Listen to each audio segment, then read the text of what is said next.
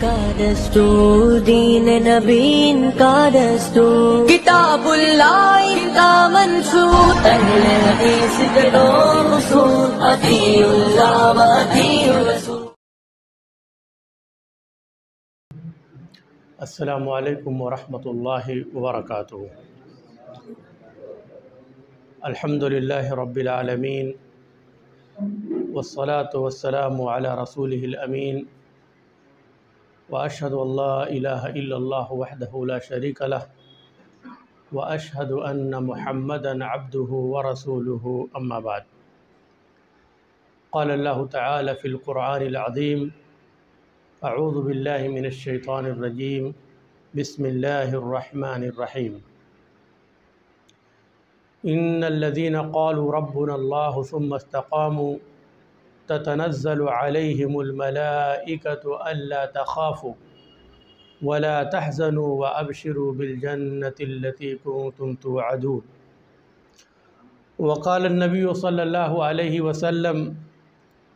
بادروا بالاعمال فتنا كقطع اللیل المظلم، یصبح الرجل مؤمنا ویمسی کافرا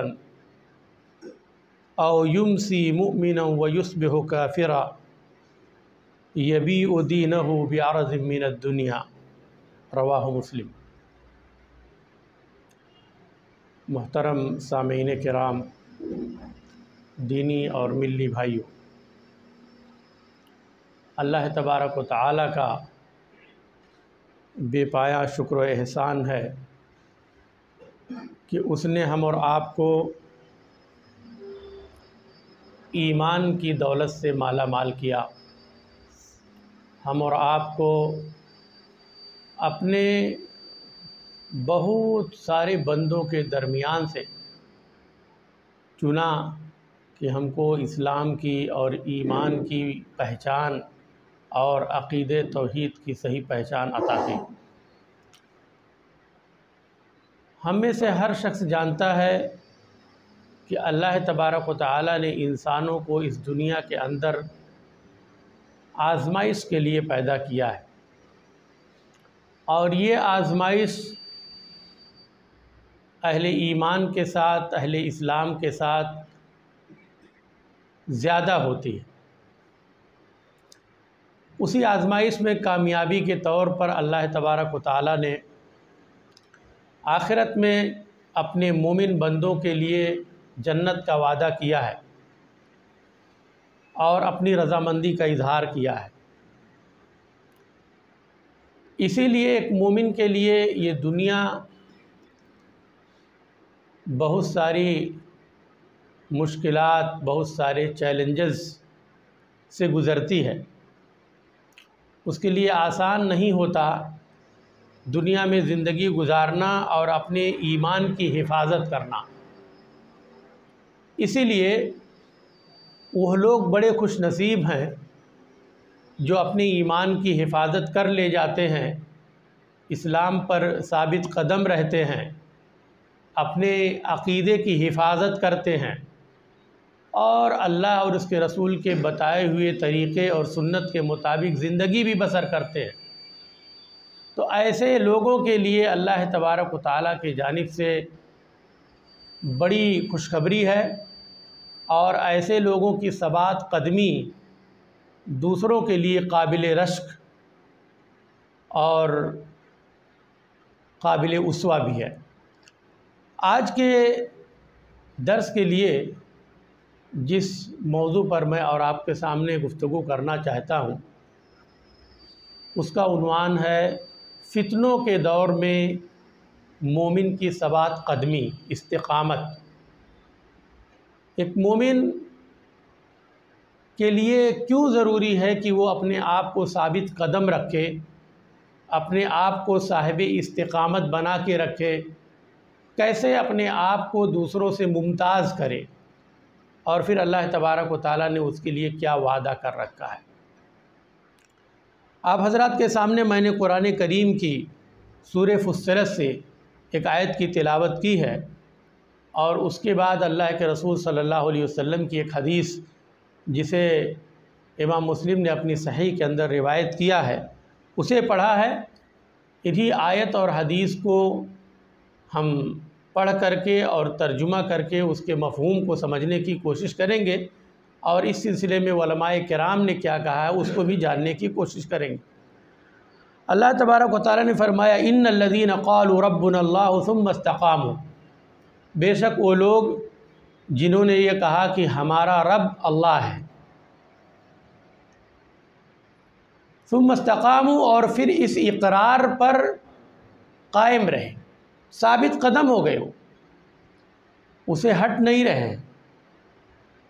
تتنزل علیہم الملائکہ، اللہ نے فرمایا ایسے لوگوں پر فرشتوں کا نزول ہوتا ہے۔ ایسے لوگ جب حالت احتضار میں ہوتے ہیں، ان کے موت کی گھڑی ہوتی ہے، دنیا سے رخصتی کا وقت ہوتا ہے، تو فرشتے ان کے پاس بشارت لے کر آتے ہیں کہ تمہیں غم کرنے کی ضرورت نہیں ہے، تمہیں خوف کی ضرورت نہیں ہے، تم اپنے رب سے ملنے والے ہو۔ اللہ تبارک و تعالیٰ کے ہاں تم سے جو وعدہ کیا گیا ہے وہ چیز تمہیں ملنے والی ہے۔ اللہ تخافوا ولا تحزنوا، اس سے کہتے ہیں کہ تم نہ ڈرو نہ غم کرو، وابشروا بالجنۃ التی کنتم توعدون، اور تم اس جنت کی خوشخبری سے خوش ہو جاؤ جس کا اللہ تبارک و تعالیٰ نے تم سے وعدہ کیا، دنیا میں جس کا تم سے وعدہ کیا گیا۔ یہ خوشخبری کیوں ہے؟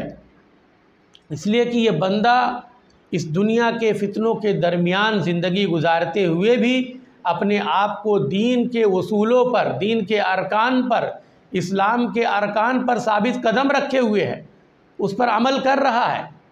دنیا میں ایک بڑی تعداد ایسی ہے جو اپنے آپ کو اس لائق نہیں بنا پاتی، کہنے کو تو مسلمان ہے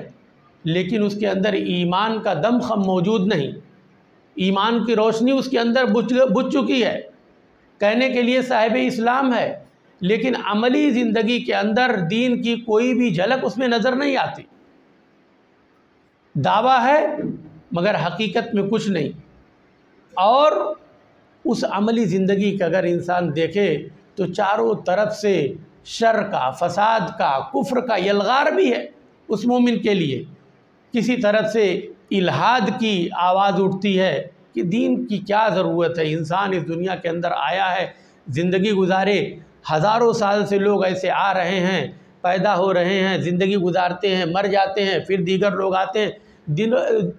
دنیا کا یہی سلسلہ ہے، یہی نیچر ہے۔ وہ اس کو اس طرح سے لیتے ہیں کہ اللہ تبارک و تعالیٰ کا کوئی تصور ہی نہیں ان کے یہاں، الحاد کے شکار ہو جاتے ہیں، اللہ کا ہی انکار کر دیتے ہیں، اس کائنات کے خالق کا انکار کر دیتے ہیں، اور ان کی زندگی اسی کشمکش میں، اسی گتھی کو سلجھانے میں ایسے ہی گزر جاتی، کہتے ہیں کوئی چیز نہیں ہے، اور ان کے ہاں عمل جو ہے ہو ہی نہیں پاتا، ان کو توفیق ہی نہیں ملتی۔ تو دوسری جانب آپ دیکھتے ہیں کہ کچھ لوگ عمل بھی کرنے والے ہیں، بلکہ بڑی تعداد میں ہیں جو عمل کرتے ہیں، لیکن اگر آپ غور کریں گے تو دین کے نام پر وہ کیا گیا عمل خالی وہ عمل ہی ہوتا ہے، اصل اسلام سے اس کا کوئی تعلق نہیں ہوتا ہے۔ میری مراد یہ ہے کہ اس کا تعلق بدعت سے ہوتا ہے، انسان دین سمجھ کے کرتا ہے جبکہ بدعتوں پر وہ قائم رہتا ہے، وہ دین سمجھ کر کے شرکیہ کام بھی کرتا ہے، شرکیہ الفاظ بھی اپنی زبان سے ادا کرتا رہتا ہے، اور پھر بھی اسے دعویٰ ہوتا ہے کہ دین پہ ہے۔ تو یہ بہت بڑی محرومی ہوتی ہے انسان کے ساتھ کہ وہ دین کے نام پر محنت کرتا ہے، وقت بھی لگاتا ہے، اور اس کے بعد بھی اس کا تعلق دین سے نہیں ہوتا۔ تو مومن کے لیے ثبات قدمی اور فساد کے اس دور میں، فتنوں کے اس دور میں، جب اس کو ہر قدم پر بڑے پھونک پر بہت ہی سوچ سمجھ کر کے اس کو بڑھانا پڑتا ہے، اس کو ہر جانب سے اس کے دین سے ہٹانے کی بھی کوشش ہوتی ہے، اس کی عبادت گاہوں پر پابندی لگانے کی کوشش ہوتی ہے، اور اس کے تعلیمی اداروں پر پابندی لگانے کی کوشش ہوتی ہے، بلکہ لگا بھی دی جاتی ہے جھوٹے اتہام اور جھوٹے الزامات کے ذریعے۔ تو اس وقت بھی مومن اپنے آپ کو، اپنے قدم کو متزلزل نہیں ہونے دیتا، ثابت قدم رہتا ہے کہ جو بھی حالات میسر ہیں، جو بھی اللہ تبارک و تعالیٰ کی جانب سے ہم کو موقع ملا ہے، اس میں جتنا ہم سے ہو سکتا ہے وہ اللہ تبارک و تعالیٰ کی یاد کرتے رہیں، اس کی عبادت کرتے رہیں، اسی سے تعلق لگائیں، اور جتنا ہمیں ہو سکے دوسروں کو بھی اصلاح کرتے رہیں، دوسروں کو بھی خیر کی جانب بلاتے رہیں، دوسروں کو بھی امر بالمعروف کے ذریعہ وہ فریضہ ادا کرتے رہیں اور منکر سے روکتے رہیں۔ مومن اسی سلسلے میں اپنی زندگی کو گزار دیتا ہے۔ اللہ کے رسول صلی اللہ علیہ وسلم نے اس لیے ایک حدیث کے اندر فرمایا کہ مومن کے لیے ہر آنے والا وقت آزمائش سے بھرا ہوتا ہے، اور قرب قیامت کا جو زمانہ ہوگا، ہر آنے والا دن جو ہے اپنے گزرے ہوئے دن سے زیادہ سخت ہوگا، آزمائشیں بڑھ جائیں گی۔ اللہ کے رسول صلی اللہ علیہ وسلم نے فرمایا بادروا بالاعمال فتنا، اے لوگوں تم فتنوں کے آنے سے پہلے اعمال صالحہ کرنے میں آگے بڑھو۔ بادروا، ایک دوسرے سے آگے بڑھو، سبقت لے جاؤ، بڑھ کر کے عمل صالح کر لو فتنوں کے آنے سے پہلے۔ اگر ہم اور آپ غور کریں، ہم کو اللہ تبارک و تعالیٰ نے جو وقت، جو موقع، جو ماحول دیا ہے، بہت غنیمت ہے۔ اللہ کے فضل سے ہم اپنی نمازیں ادا کر سکتے ہیں، دین کے ارکان پر عمل کر سکتے ہیں، روزے رکھ سکتے ہیں، زکوٰۃ دے سکتے ہیں، استطاعت ہے تو حج بھی کر سکتے ہیں۔ ایمان کا جہاں تک تعلق ہے، اللہ پر ایمان لانے کا، اس کے رسول پر، اس کی کتابوں پر، یوم آخرت پر، قضاء و قدر پر، اس کے انبیاء اور رسول پر، سب پر ہم اچھے سے ایمان لا کر کے اپنی زندگی کو صحیح سالم گزار سکتے ہیں۔ ابھی تک وہ نوبت نہیں آئی ہے کہ ہم کو لا الہ الا اللہ محمد رسول اللہ کہنے پر پابندی لگ جائے، ہماری نمازوں پر پابندی لگ جائے۔ الحمدللہ ہم کو میسر ہے۔ کہیں ایسا نہ ہو کہ ایسا وقت آئے کہ آپ کو یہ سہولت بھی میسر نہ رہے۔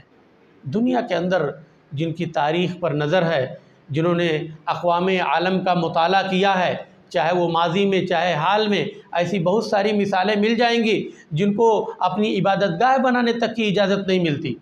ایسا بھی وقت گزرا ہے کہ انسان کے ہاتھ میں قرآن اگر دیکھا گیا تو قرآن کو چھین لیا گیا، قرآن پر پابندی لگا دی گئی، قرآن کو جلا دیا گیا، لوگوں کے مدارس کو بند کر دیے گئے۔ کبھی فرصت ملے تو آپ روس، جو سوویت یونین کے ممالک تھے، ان کا مطالعہ کیجیے، قرطبہ کا مطالعہ کیجیے، اور وہاں مسلمانوں پر کیا گزری، کیا حالات ہوئے، اور کن حالات میں ان لوگوں نے اپنے سینوں میں اس دین کی قندیل کو، دین کی چراغ کو روشن کرتے رہے، اور آنے والی نسلوں کو اپنی زبان سے اس چیز کی وصیت و نصیحت کرتے رہے۔ اگرچہ ان کو دیگر مواقع میسر نہیں تھے، ان کو نماز نہیں پڑھنے دیا جاتا، ان کو دینی تعلیم نہیں دی جاتی، لیکن ایک وصیت جاری تھی، اور اللہ تبارک و تعالیٰ نے اتنی بڑی مشقت آزمائش کے بعد پھر مسلمانوں پر اچھے اوقات لائے، اور آج پھر دوبارہ ان کو اچھے ماحول میسر ہو گئے جہاں وہ دین کی تعلیم دے سکتے ہیں، خود سیکھ سکتے ہیں، اپنے بچوں کو سکھا سکتے ہیں، مسجدیں بنا سکتے ہیں، عربی زبان کو بول سکتے ہیں، سیکھ سکتے ہیں۔ کئی ایسے ممالک ہیں جہاں پر اس طرح کا معاملہ ہو چکا ہے، اور کئی ایسے ممالک ہیں جہاں پر اس طرح کی کوششیں جاری ہیں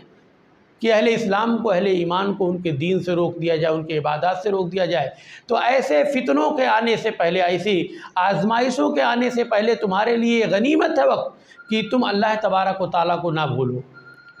اللہ تبارک و تعالیٰ کی عبادتیں جتنی کر سکو، جتنی توفیق تم کرتے رہو، توحید پر تم مضبوطی سے قائم رہو، یہ تمہارا بہت بڑا سرمایہ ہے۔ اگر تم نے اس سے فائدہ نہیں اٹھایا تو خدا نخواستہ ہم اور آپ کے اوپر وہ وقت نہ آئے جس کی تصویر کشی اس حدیث کے اندر کی گئی ہے۔ اللہ کے رسول صلی اللہ علیہ وسلم فرماتے ہیں کہ فتنوں کی آمد سے قبل تم اچھے اعمال کی جانب سبقت کرو، خوب بڑھ چڑھ کر کے اعمال صالحہ کر لو۔ اور وہ فتنے کیسے ہوں گے؟ کقطع اللیل المظلم، وہ فتنے ایسے ہوں گے جیسے تاریک رات کا ٹکڑا، یعنی رات اتنی اندھیری ہو، اتنی تاریک ہو کہ انسان کو کسی جانب کوئی روشنی نہ نظر آئے۔ انسان جس راستے پر برابر چلتا ہے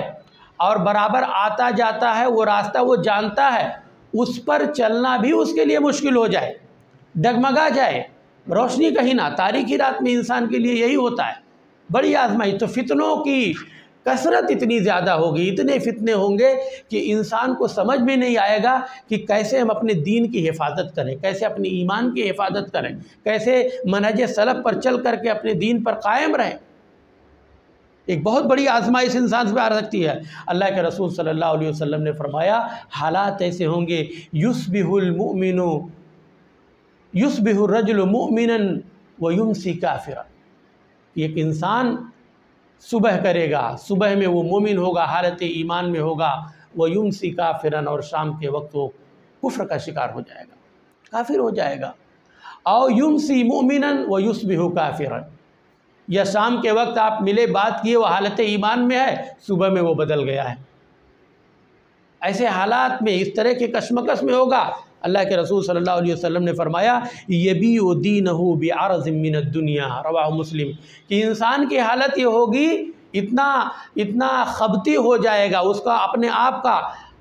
خیال نہ ہوگا، وہ دین کی سمجھ اس کو نہیں رہ جائے گی، یا دنیا داری میں اتنا مبتلا ہو جائے گا کہ اسے دین سے کچھ لینا دینا نہیں ہوگا۔ یبیع دینہ بعرض من الدنیا، وہ اپنے دین کو دنیا کے چند سکوں کے عوض بیچ دے گا، دنیا کے مال و متاع کے عوض وہ دین کا سودا کر لے گا، دین کے خلاف سازش میں مبتلا ہو جائے گا، اپنوں کے خلاف وہ ریشہ دوانیاں کرے گا، اپنوں کے خلاف فتنہ کھڑا کرے گا، اپنوں کے خلاف دوسروں سے شکوے شکایت کرے گا، اپنوں کو زک پہنچانے کے لیے سازشیں کرے گا، چاہے اس کا دین سلامت رہے، چاہے اس کا ایمان سلامت رہے یا نہ رہے، لیکن جب وہ ٹھان لے گا کہ مجھے فلاں کو نقصان پہنچانا ہے تو دین کو بیچ میں آنے نہیں دے گا، وہ دین کو ہٹا ہی دے گا۔ اس کے ایمان کی یہ حالت ہو جائے گی، اپنے مومن بھائیوں کو تکلیف پہنچانا اس کا شیوا بن جائے گا،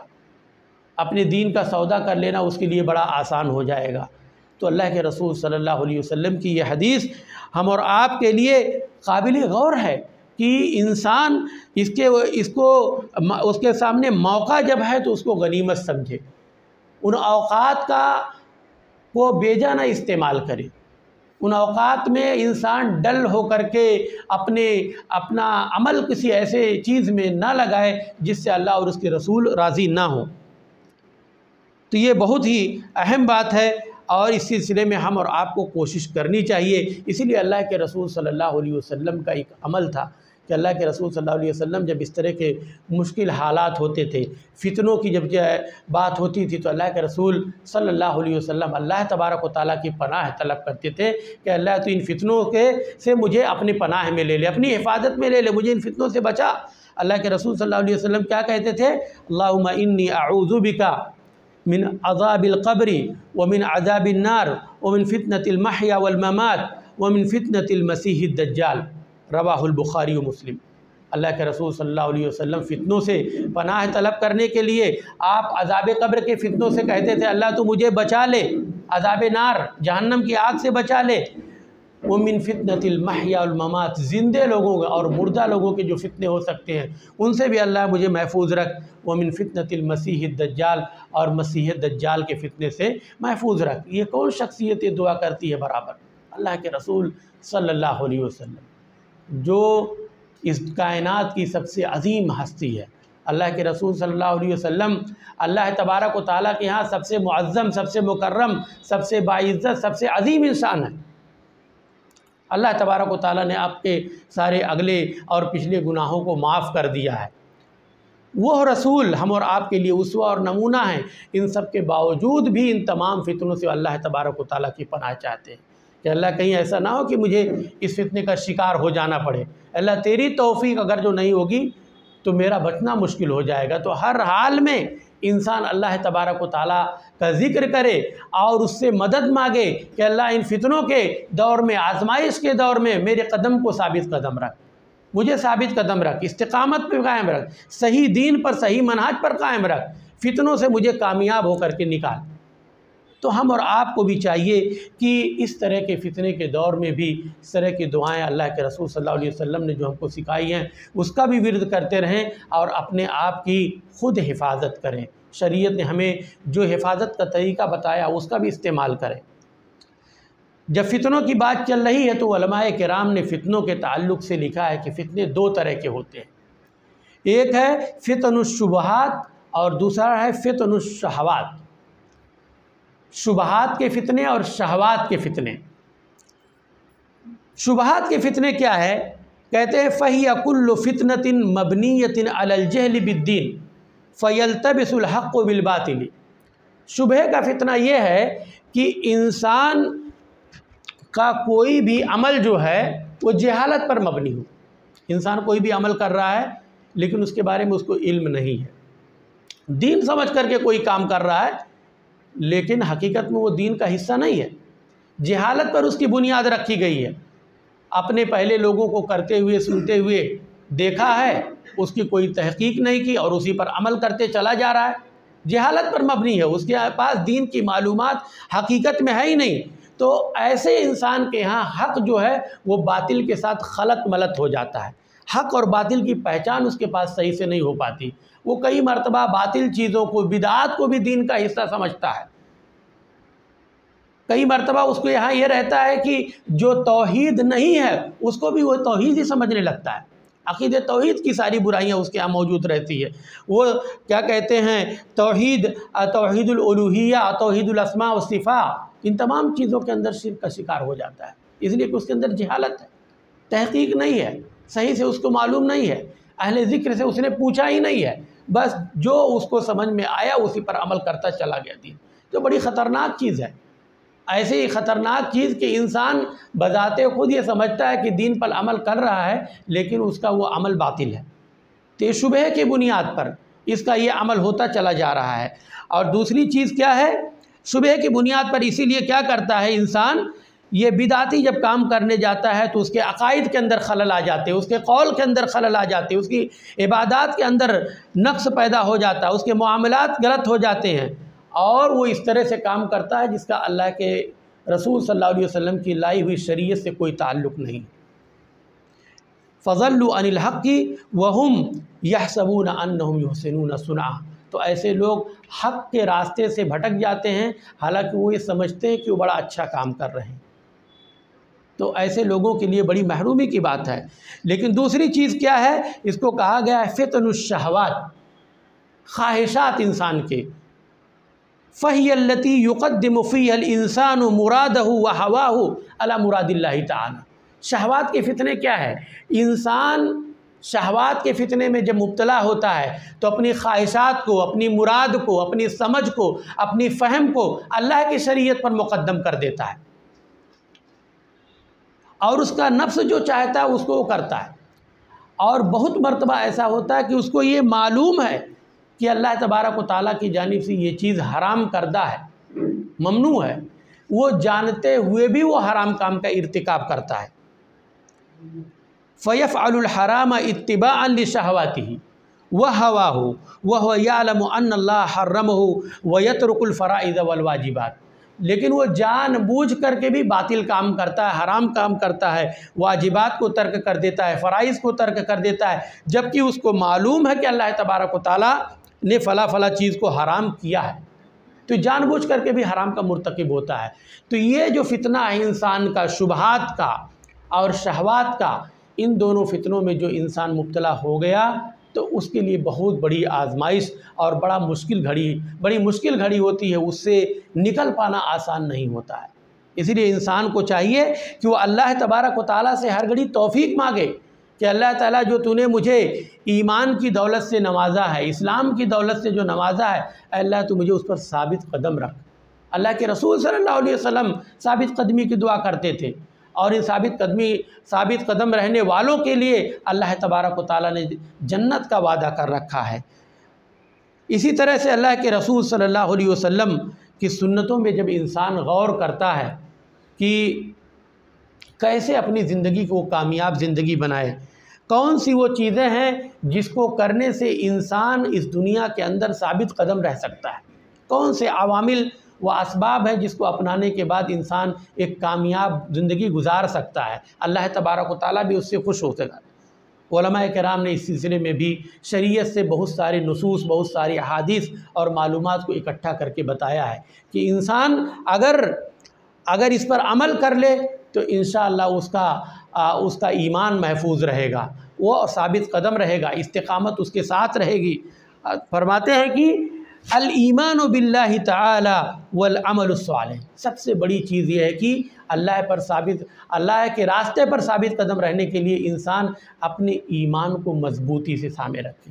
ایمان کے ساتھ ساتھ عمل صالح اگر ہوگا اس کا تو انسان کا دل ثابت قدم رہے گا۔ اللہ تبارک و تعالیٰ نے قرآن کریم کے اندر فرمایا یثبت اللہ الذین آمنوا بالقول الثابت فی الحیات الدنیا وفی الآخرہ۔ اللہ تبارک و تعالیٰ اہل ایمان کو قول ثابت کے ذریعہ اس دنیا کے اندر اور آخرت کے اندر اس کو ثابت قدم رکھتا ہے۔ قول حق لا الہ الا اللہ محمد رسول اللہ کا جو صحیح دل سے سچے دل سے اقرار کرتا ہے اور اس کے بعد دل کے اندر اس کا مضبوط عزم ہوتا ہے، زبان سے اس کا اقرار ہوتا ہے اور اس اقرار کے بعد وہ عملاً اس چیز کو اپنی زندگی کے اندر برتتا ہے، تو ایسی صورت میں اللہ تبارک و تعالیٰ ایسے لوگوں کو اس دنیا کے اندر ثابت قدم رکھتا ہے۔ دوسری چیز جس کی ضرورت ہے انسان کو اپنے آپ کو استقامت پر گامزن رکھنے کے لیے، دین پر قائم رکھنے کے لیے، وہ ہے تدبر و قصص الانبیاء و دراستها للتأسی والعمل، کہ انسان جب دین پر عمل کرتا ہے تو اس کے سامنے کھلی ہوئی کتاب ہے انبیاء کرام کی زندگی، اللہ کے رسول صلی اللہ علیہ وسلم کی زندگی۔ ہم اس کے اندر غور کریں کہ وہ لوگ دنیا کے سب سے افضل انسان تھے، سب سے افضل مخلوق تھے۔ اللہ تبارک و تعالیٰ نے عزت و سربلندی جو ان کو عطا کی دنیا میں کسی کو نہیں ملا، اللہ کے رسول صلی اللہ علیہ وسلم سے اشرف و اکرم کوئی اس دنیا کے اندر نہیں، لیکن سب سے زیادہ آزمائشیں بھی انہی کی ہوئی۔ بہت آسان تھا کہ اللہ تبارک و تعالیٰ ان کو سب سے مالدار بنا دیتا، سب سے عزت والا بنا دیتا، ان کو کوئی تکلیف نہ ہوتی، ان کو بیماری لائق نہ ہوتی، دشمن ان کو تکلیف نہ دیتے، ہر محاذ پر ان کو صحیح سالم اللہ تعالیٰ رکھتا ہے۔ لیکن اللہ تبارک و تعالیٰ نے ان انبیاء کرام کو اتنی بڑی ذمہ داری دینے کے بعد، اتنی بڑی امانت دینے کے بعد، اتنا عظیم بنانے کے بعد بھی ان کو آزمائش کے مختلف مراحل سے گزارا ہے۔ ان آزمائشوں میں وہ کامیاب رہے اور انہی کو دیکھ کر کے مومنین کے لیے یہ درس ہے، سبق ان کی زندگی کے اندر کہ ہم اور آپ مشکل حالات میں، مشکل گھڑی میں کیسے اپنے آپ کو راہ حق پر قائم رکھ سکتے ہیں، کیسے ہم صبر کا دامن تھام سکتے ہیں۔ مومن کے سلسلے میں اللہ کے رسول صلی اللہ علیہ وسلم نے فرمایا عجبا لامر المؤمن ان امرہ کلہ خیر، کہ مومن کا معاملہ بڑا عجیب ہوتا ہے کہ اس کا جتنا بھی کام ہے سب خیر کا ہی ہوتا ہے۔ ان اصابتہ سرہ فشکر فکان خیر اللہ، اگر اس کو خوشی لاحق ہوتی ہے، اچھی حالت میں ہوتا ہے، اللہ تبارک و تعالیٰ اس کو نوازتا ہے، اس کو کوئی پریشانی نہیں، اللہ کا شکر ادا کرتا ہے اور یہ اس کے لیے بہتر ہے، اچھا ہے، اللہ کا شکر گزار بندہ بنتا ہے۔ وَإِنْ أَصَابَتْهُ ضَرًّا، اور جب اس کو مشکل حالات کا سامنا کرنا پڑتا ہے، پریشانی ہوتی ہے، فَصَبَرَ، تو انسان صبر سے کام لیتا ہے، جزا فضا نہیں کرتا، جھڑکتا نہیں ہے، اللہ تبارک و تعالیٰ کے بارے میں بدگمانی کا شکار نہیں ہوتا، برا بھلا نہیں کرتا، اس لیے کہ اس کو معلوم ہے کہ جو کچھ میری تقدیر میں مقدر ہے وہ ہو کر رہے گا، اللہ تبارک و تعالیٰ اس کا کرنے والا ہے۔ لیکن اللہ نے ہمیں اختیار دیا ہے اچھے کام کو کرنے کا، ہمیں اختیار دیا ہے عبادات کرنے کا، صحیح اور غلط کے درمیان تمیز کرنے کے لیے اللہ تعالیٰ نے عقل سلیم سے نوازا ہے، تو ہم صحیح کام کرتے رہیں اور صحیح نیت سے کرتے رہیں، باقی اللہ تبارک و تعالیٰ کے حوالے کر دیں۔ وہ بہتر جانتا ہے کہ اس بندے کے حق میں اللہ تبارک و تعالیٰ کا فیصلہ کیا ہوگا، وہ صحیح فیصلہ لینے والا، اور ہمارا یہ یقین ہونا چاہیے کہ اللہ تبارک و تعالیٰ اپنے بندوں پر ظلم کرنے والا نہیں ہے۔ اس حقیقت سے بالکل وَأَنَّ اللَّهَ لَيْسَ بِظَلَّامٍ لِلْعَبِيدِ، کہ اللہ تبارک و تعالیٰ اپنے بندوں پر ظلم کرنے والا نہیں ہے، جو بھی بندہ جس نیت سے کام وہ کیا ہوگا اسی کے حساب سے اس کو بدلہ ملے گا۔ تو ہم اور آپ مکلف یہ ہیں، ایک مومن کی شان یہ ہے کہ خوشی کی حالت میں اللہ تبارک و تعالیٰ کا شکر کرنا نہ بھولے، اور غم پریشانی کی حالت ہے تو صبر کرے، صبر کے ساتھ ساتھ اس ایمان کے دامن کو تھامے رہے، اور یہ بھی اس کے حق میں بہتر ہے۔ تو مومن جو ہے اس عجیب و غریب اس کا معاملہ ہے جو عام لوگوں سے مختلف ہوتا ہے، وہ ہر حال میں اللہ کی قضاء و قدر پر خوش ہوتا ہے، راضی برضا ہوتا ہے، جزا فضا نہیں کرتا۔ تو انسان جب اس پر تمسک کرتا ہے کہ انبیاء کرام کی زندگی، ان کے قصے، ان کی سیرت اور ان کے زندگی کے تمام پہلوؤں کو جب پڑھتا ہے، جانتا ہے، تو یہ اس کے لیے کیا ہے، اسوہ اور نمونہ ثابت ہوتا ہے۔ تب وہ گھبراتا نہیں ہے، تب وہ مقارنہ کرتا ہے کہ ہماری زندگی اور ان کی زندگی کے اندر پھر بھی بہت فرق ہے۔ ان لوگوں نے جن آزمائش کے دور کو دیکھا، جن پریشانیوں کو دیکھا، جن فتنوں سے گزرے، جن عذاب میں مبتلا کیے گئے، آپ کے اوپر وہ دور نہیں آیا، آپ بڑے اچھے حالت میں، آپ بہت کچھ کر سکتے ہیں، آپ اعمال خیر کی جانب آگے بڑھ سکتے ہیں۔ اللہ نے فرمایا قرآن کے اندر وَكُلًّا نَقُصُّ عَلَيْكَ مِنْ أَنْبَاءِ الرُّسُلِ مَا نُثَبِّتُ بِهِ فُؤَادَكَ، ہے نا، ہم نے آپ کے اوپر تمام انبیاء کے قصوں کو جو بیان کیا ہے، اس کا مقصد ہے کہ اس کے ذریعے ہم آپ کے دل کو ثابت قدم کر دیں۔ اللہ کے رسول صلی اللہ علیہ وسلم سے کہا جا رہا ہے کہ آپ کے دل کو باندھ دیں، ثابت قدم کر دیں، آپ گھبرائیں نہیں، اللہ آپ کے ساتھ ہے۔ آپ بھی دیکھیں سابقہ انبیاء کے ساتھ اور رسولوں کے ساتھ کیا ہوا، اور ہم نے کس طرح سے ان کو آزمایا اور ان کو کامیابی سے ہمکنار کیا۔ تو انبیاء کرام کی زندگی ہم اور آپ کے لیے بہترین اسوہ اور نمونہ ہے، اس کو پڑھ کر کے ہم اپنے آپ کو ثابت قدم رکھ سکتے ہیں۔ اسی طرح سے الصحبۃ الصالحۃ التی تعینک علی الخیر، انسان اپنی زندگی کے اندر بہترین صحبت اختیار کرے، اس کے جو ساتھی ہوں نیک لوگ ہوں، اچھے لوگ ہوں، اس کی صداقت، اس کی دوستی، ہے نا، اس کا اٹھنا بیٹھنا اچھے لوگوں کے ساتھ ہو، اس کا اثر بھی اس کے اوپر اچھا پڑتا ہے۔ اچھے لوگوں کے ساتھ رہے گا تو وہ اچھا کام کریں گے تو انسان اچھا کام کرے گا۔ برے صحبت میں رہنے سے اللہ کے رسول صلی اللہ علیہ وسلم نے اس کی ایک مثال بھی بیان کی ہے کہ انسان اگر ایک خوشبو لگانے والے کے ساتھ رہتا ہے تو وہ خوشبو والا ماحول محسوس کرتا ہے، اور کبھی وہ خوشبو اس کو مل بھی جاتی ہے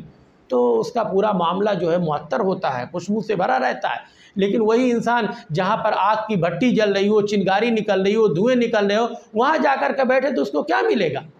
ظاہر سی بات ہے اس کو گرد و غبار ملے گا، دھوئیں کا وہ شکار ہو جائے گا، اس کو پریشانی ہوگی۔ رسول صلی اللہ علیہ وسلم نے نیک اور صالح ساتھی کو اختیار کرنے اور ایک برے صالح ساتھی کو اختیار کرنے کی جو مثال بیان کی ہے، اور اس کے کیا اثرات مرتب ہوتے ہیں کہ جب آدمی کسی نیک انسان کے ساتھ اپنی دوستی کرتا ہے تو اس کو نیک بنا دیتا ہے، اچھا بنا دیتا ہے، اور جو برے انسان کی صحبت اختیار کرتا ہے تو دھیرے دھیرے وہ برائی کا شکار ہو جاتا ہے۔ تو علماء کرام نے کہا کہ صحبت صالح انسان کے لیے بہت مفید چیز ہے، وہ اس کے استقامت کے لیے اور دین پر ثابت قدمی کے لیے بہت ہی اہم چیز ہے۔ اللہ تبارک و تعالیٰ نے قرآن کریم کے اندر فرمایا وَاصْبِرْ نَفْسَكَ مَعَ الَّذِينَ يَدْعُونَ رَبَّهُمْ بِالْغَدَاةِ وَالْعَشِيِّ، آپ اپنے نفس کو، اپنے آپ کو صبر کے ساتھ تھامے رہیں، ان لوگوں کے ساتھ لگائے رہیں جو اپنے رب کو صبح و شام پکارتے ہیں، ان کے ساتھ آپ رہیں، ان کی صحبت کو آپ اختیار کریں۔ اور اسی میں ہم لوگوں کے لیے بھی دعوت ہے کہ ہم اور آپ بھی جب اپنی صحبت اختیار کریں تو نیک لوگوں کی صحبت اختیار کریں، اشرار سے، فتنہ پرداز سے آدمی دور رہے، بدعتیوں سے بھی دور رہے، اس لیے کہ مسلسل اس کے ساتھ رہنے سے انسان بدعت کا بھی شکار ہو جائے گا، الا کہ اس کا مقصد ہو اس کو بدعت سے نکالنا، اس کو خیر کی جانب بلانا، اس کی اصلاح کرنا، تو انسان جو ہے اپنے مقصد میں کامیاب ہوگا۔ اسی طرح سے اللہ کے رسول صلی اللہ علیہ وسلم کی یہ حدیث ہر انسان کے لیے نسخہ کیمیا ہے کہ انسان اپنے رب سے یہ طلب کرے کہ اللہ ہمیشہ تو مجھے اپنے دین پر ثابت قدم رکھ۔ اللہ کے رسول صلی اللہ علیہ وسلم بھی یہ حدیث پڑھا کرتے تھے یا مقلب القلوب ثبت قلبی علی دینک، اے دلوں کو پھیرنے والے، یعنی اللہ تبارک و تعالیٰ کو آپ پکار کر کے کہتے ہیں۔ بعض حدیثوں میں یا مصرف القلوب آیا ہے، تو مصرف یا مقلب دل کو پھیرنے والا، اور بعض حدیثوں کے اندر آیا ہے کہ یہ ہمارا دل جو ہے اللہ تبارک و تعالیٰ کی دو انگلیوں کے درمیان ہے، اس کو جیسے چاہتا وہ پھیرتا ہے۔ تو اللہ کے رسول صلی اللہ علیہ وسلم دعا کرتے ہیں کہ اے دلوں کو پھیرنے والے، اے دلوں کو الٹنے والے، تو میرے دل کو اپنے دین پر ثابت قدم رکھ، اس کے اندر جو ہے ایسی کوئی کیفیت نہ ہو جو تیرے دین سے پھر جائے، تیرے ایمان سے پھر جائے، تیرے راہ حق سے دور ہو جائے۔ اے اللہ آزمائشوں کے اس دور میں ہمارے دل کو تو ثابت قدم رکھ۔ اسی طرح سے فتنوں سے پناہ مانگنے کے لیے اللہ کے رسول صلی اللہ علیہ وسلم کی یہ دعا اعوذ بکلمات اللہ التامہ من شر ما خلق، ہے نا، میں اللہ تبارک و تعالیٰ کے کلمہ تامہ سے کے ذریعہ پناہ مانگتا ہوں ان تمام برائیوں سے جو اس دنیا کے اندر موجود ہیں، جو پیدا ہوئی ہیں۔ تو یعنی مخلوق کے جو شر ہیں، بہت ساری مخلوق ہیں، ان کے شر سے پناہ مانگنے کو اللہ کے رسول صلی اللہ علیہ وسلم نے سکھایا بھی ہم اور آپ کو۔ تو اتنی باتیں معلوم ہونے کے بعد ہمیں اس بات کا پتہ چلتا ہے کہ اگر ایک مومن، ایک مسلمان اپنے دین پر ثابت قدم رہنا چاہتا ہے تو ہمارے دین کے اندر اس کا حل بھی موجود ہے۔ ہم اور آپ فیصلہ کر سکتے ہیں، ہم اور آپ اپنے نفس کی اصلاح کی پوری ذمہ داری لے سکتے ہیں۔ ہم اور آپ اپنے آپ کو اگر کنٹرول نہیں کرتے تو پھر انسان جو ہے اپنے آپ کو بے راہ روی کا شکار ہونے سے روک بھی نہیں پائے گا۔ اپنے آپ کو اگر آزاد چھوڑ دیں گے تو بہت سارے فتنوں کا شکار ہو جائیں گے۔ تو انسان عمل بھی کرے اور عمل کے ساتھ ساتھ اللہ تبارک و تعالیٰ سے مسلسل دعا بھی کرے کہ یا مصرف القلوب صرف قلبی علی طاعتک،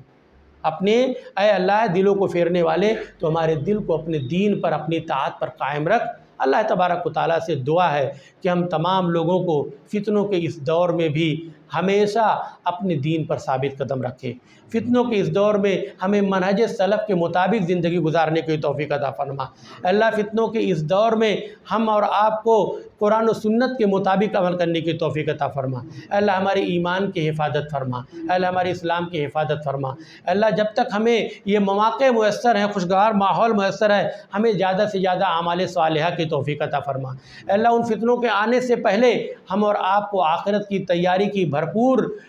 توفیق دے تاکہ ہمارے اندر کوئی کمی نہ رہ جائے۔ اے اللہ فتنوں سے بچا، اور جب بھی ہم فتنوں کا شکار ہوں تو اس کے درمیان سے ہمیں استقامت پر لوٹا دے، ہمیں ثابت قدم رکھ جب تک ہم اس دنیا کے اندر رہیں۔ اللہ تعالی ہمیں ایمان پر اور صحیح عقیدے پر قائم رکھ، اور جب ہمارا خاتمہ ہو تو ایمان اور صحیح عقیدے توحید پر ہو۔ آمین تقبل یا رب العالمین، وآخر دعوانا الحمد للہ رب العالمین، والسلام علیکم ورحمۃ اللہ وبرکاتہ۔